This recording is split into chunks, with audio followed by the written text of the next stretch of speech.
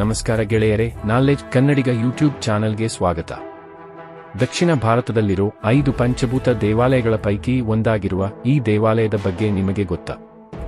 ಇಷ್ಟಕ್ಕೂ ಆ ದೇವಾಲಯವಾದರೂ ಯಾವುದು? ಆ ದೇವಾಲಯದ ರಹಸ್ಯಗಳು ಹಾಗೂ ವಿಶೇಷತೆಗಳು ಏನು? ಈ ವಿಡಿಯೋದಲ್ಲಿ ತಿಳಿಯೋಣ. ಅದಕ್ಕೂ ಮುಂಚೆ ಈ ವಿಡಿಯೋನ ಲೈಕ್ ಮಾಡಿ ಹಾಗೂ ಚಾನೆಲ್ನ ಸಬ್ಸ್ಕ್ರೈಬ್ ಮಾಡ್ಕೊಳ್ಳಿ. ಇನ್ನು ವಿಡಿಯೋಗೆ ಬರೋದಾದರೆ, ಆ ದೇವಾಲಯವು ಶ್ರೀಕಾಳಹಸ್ತೀಶ್ವರ ದೇವಾಲಯ.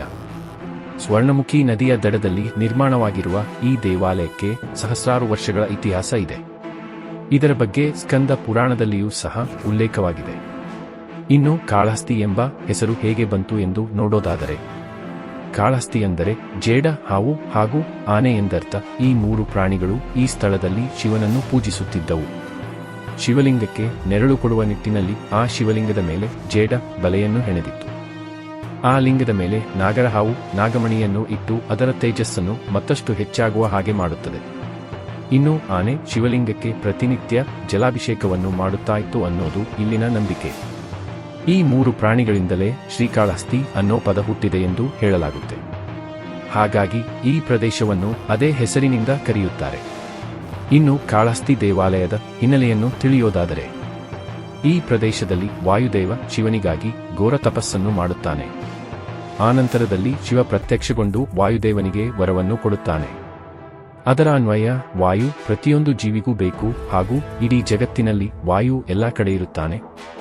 ಹಾಗೆಯೇ ವಾಯುದೇವ ಪೂಜಿಸಿದ ಕರ್ಪೂರಲಿಂಗವನ್ನ ವಾಯುಲಿಂಗ ಅಂತಲೇ ಪ್ರಸಿದ್ಧಿ ಪಡೆಯಲಿ ಎಂದು ಶಿವ ಅನುಗ್ರಹಿಸುತ್ತಾನೆ ಎಂದು ಹೇಳಲಾಗುತ್ತದೆ. ಇನ್ನು ಇಲ್ಲಿನ ಪ್ರದೇಶದ ವೈಶಿಷ್ಟ್ಯ ಅಂದರೆ, ಇಲ್ಲಿನ ಗಾಳಿಯ ವೇಗ ಬೇರೆಲ್ಲ ಪ್ರದೇಶಗಳಿಗೆ ಹೋಲಿಕೆ ಮಾಡಿದರೆ ಕಡಿಮೆ ಪ್ರಮಾಣದಲ್ಲಿ ಇರುತ್ತದೆ. ಇಲ್ಲಿ ಇಂದಿಗೂ ಕೂಡ ವಾಯು ತಪಸ್ಸು ಮಾಡುತ್ತಾ ಇದ್ದಾನೆ. ಆದ್ದರಿಂದಲೇ ದೇವಾಲಯದ ಪ್ರದೇಶದಲ್ಲಿ ವಾಯುವಿನ ಆರ್ಭಟ ಇರೋದಿಲ್ಲ ಎಂದು ನಂಬಲಾಗಿದೆ. ಇನ್ನು ನಾವೆಲ್ಲ ಬೇಡರ ಕಣ್ಣಪ್ಪನ ಕಥೆಯನ್ನು ಕೇಳಿರುತ್ತೇವೆ. ಅದು ನಡೆದಿದ್ದು ಕೂಡ ಇಲ್ಲೇ ಅನ್ನೋ ನಂಬಿಕೆ ಇದೆ. ಇನ್ನು ಈ ಪ್ರದೇಶದಲ್ಲಿ ಸರ್ಪ ಸಂಸ್ಕಾರ ಪೂಜೆ, ರಾಹುಕೇತುಗಳಿಗೆ ಸಂಬಂಧಿಸಿದ ಪೂಜೆ ಹಾಗೂ ಯಾವುದೇ ದೋಷ ಇದ್ದರೂ ಕೂಡ ಇಲ್ಲಿ ಪರಿಹಾರ ಆಗುತ್ತೆ ಅನ್ನೋದು ಜನರ ನಂಬಿಕೆ. ಇನ್ನು ಇದೇ ಕಾಳಹಸ್ತಿಯಲ್ಲಿ ಶ್ರೀ ಶಂಕರಾಚಾರ್ಯರು ಶ್ರೀಚಕ್ರವನ್ನು ಕೂಡ ಸ್ಥಾಪನೆ ಮಾಡಿದ್ದಾರೆ. ಹೀಗಾಗಿಯೇ ಕಾಳಹಸ್ತಿ ಭರತ ಖಂಡದಲ್ಲಿ ವಿಭಿನ್ನ ಹಾಗೂ ವಿಶಿಷ್ಟವಾದ ಶಿವನ ದೇವಾಲಯವೆಂದು ಪ್ರಸಿದ್ಧಿಯನ್ನು ಹೊಂದಿದೆ. ಇನ್ನು ಈ ದೇವಾಲಯವು ಚೋಳರ ಕಾಲದಲ್ಲಿ ನಿರ್ಮಾಣವನ್ನು ಪ್ರಾರಂಭಿಸಿ ನಂತರ ಶ್ರೀಕೃಷ್ಣದೇವರಾಯರ ಕಾಲದಲ್ಲಿ ದೇವಾಲಯವನ್ನು ಪೂರ್ಣವಾಗಿ ನಿರ್ಮಿಸುತ್ತಾರೆ ಎಂದು ಹೇಳಲಾಗಿದೆ. ಇದರ ಪ್ರಕಾರ ದೇವಾಲಯವು ಸುಮಾರು 2000 ವರ್ಷಗಳ ಇತಿಹಾಸವನ್ನು ಹೊಂದಿರುವುದು ತಿಳಿದುಬರುತ್ತದೆ. ನಂತರ ಕಾಲ ಕಳೆದಂತೆ ದೇವಾಲಯದ ರಾಜಗೋಪುರ 2010ರಲ್ಲಿ ಬಿದ್ದು ಹೋಗುತ್ತವೆ. ಹೀಗಾಗಿ ರಾಜಗೋಪುರವನ್ನು ಹಳೆಯ ಮಾದರಿಯಲ್ಲೇ ಹೊಸದಾಗಿ ನಿರ್ಮಾಣ ಮಾಡಲಾಗುತ್ತದೆ. 2017ರಲ್ಲಿ ಈ ಗೋಪುರ ಉದ್ಘಾಟನೆ ಆಗುತ್ತದೆ.